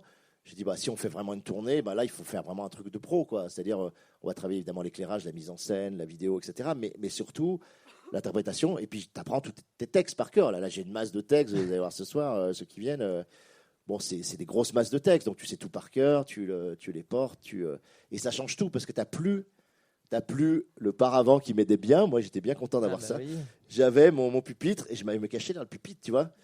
Même corporellement, c'est hyper galère. Tu sais pas tenir comment. Tu vois, je suis encore emmerdé des fois sur scène quand lui joue et que je le laisse partir et tout. Tu sais pas quoi faire. T'es là, tu sais, c'est la fameuse contenance où t'aimerais avoir une clope ou un truc. Tu sais pas comment tenir ton corps. T'es là, tu es un peu dans la merde et t'apprends à rentrer dans sa musique et ça c'est passionnant, c'est vraiment donc tu progresses au fur et à mesure. Je te remercie en tout cas d'être venu nous partager. Je suis énervé aujourd'hui, non? J'ai un côté non, énervé, tout à l'heure il t'a un peu énervé, mais sinon pour le reste ce soir, tout va bien. Énervé, je sais pas. C'est vrai. C'est lui, hein. Il t'a un peu énervé, mais ça va mieux. T'as parlé du concert. Le défenseur de Lacan. Non, t'es pas énervé. J'ai pas répondu sur la psychanalyse. Le seul qui reste. En tout cas, merci. C'était vraiment intéressant. Je crois que c'est. Merci du boulot parce que je m'énerve sur lui, mais c'est très intéressant d'être bousculé aussi. C'est un symptôme si t'as pas répondu. Ouais, c'est vrai. C'est un symptôme que ce soit le premier nom propre et c'est un symptôme qu'il soit pas relevé. C'est un symptôme. Je suis d'accord. Ça vieillira. Écoute, merci à vous aussi. Et puis je crois que ce soir, après le spectacle, tu resteras aussi pour dédicacer. Alors, je ne dédicacerai pas parce que je suis mort, j'ai 105 jours. Mais par contre, si vous venez au bar et vous avez un bouquin, je le ferai parce que je. Alors là, tu dis ça. Ouais. Non, mais alors, uniquement le cadeau de Noël. Non, mais je serai. Ouais, je pense que je serai. Alors peut-être pas après, tu seras cuit. Alors après, c'est ça. Peut-être vous verrez. C'est vrai que tu viens d'un spectacle que tu as fait hier soir, c'est ça ou... Ouais, on était loin, on était à 6 heures de route. Ouais, c'était ça, dans le sud-ouest. C'est pour ça d'ailleurs que le rendez-vous, c'est un peu passer, décalé, puis vous verrez bien dans quel état je suis. Si je vous fais la gueule, c'est que c'est que je suis pas prêt à faire le truc. J'ai toujours du mal avec les dédicaces parce que à la fois je comprends le geste et l'envie d'avoir parce que c'est des bouquins qui sont effectivement photocopiés, tu vois. Chaque livre est un produit, tous les produits sont les mêmes, et c'est vrai que d'avoir un mot, tout d'un coup, ça fait du livre quelque chose d'unique et ça lui donne une sorte de dimension artisanale. Et je comprends ce truc-là, je comprends le côté affectif aussi que ça. Et parfois, je trouve que c'est du fétichisme. Je sais pas, je me dis mais pourquoi moi, j'ai jamais fait signer un livre à Gilles Deleuze, j'aurais pas eu l'idée de lui faire signer un bouquin, alors que je suis dans une admiration absolue sur ce qu'il fait. Et je me dis, est-ce que c'est une sorte de déclaration d'amour aussi finalement de faire signer? On en retient quelque chose, mais je trouve que c'est finalement dire à quelqu'un j'ai aimé votre livre, même si on va peut-être pas l'exprimer, mais c'est bien sûr. une façon de lui dire déjà quand on vient. Après, je sais pas, je suis toujours dubitatif sur la dédicace. Je sais pas trop ce que ça veut dire en fait. Je pense que ça dépend tellement de chacun. Ouais, c'est possible. Il y a un truc comme ça. Moi, je comprends quand c'est une dédicace pour quelqu'un. Tu vois, quand les gens me disent je jouerais, c'est pour Sophie, c'est pour, tu vois. Ça me parle plus parce que c'est un cadeau. Tu fais un cadeau et au lieu de dire j'ai acheté le bouquin à la librairie, je te le donne et ce bouquin il ressemble à un milliard d'autres bouquins, il a la touche de l'auteur, donc il a une autre valeur. Voilà. Ça je comprends sur le cadeau. Sur soi-même, je sais pas, je suis moins. Bon, on va pas faire un débat. Bon, écoute, on verra. Voilà, on verra dans quel état tu es au bar. Me piégez pas. Merci. Je pense qu'on peut l'applaudir. Merci beaucoup. Merci.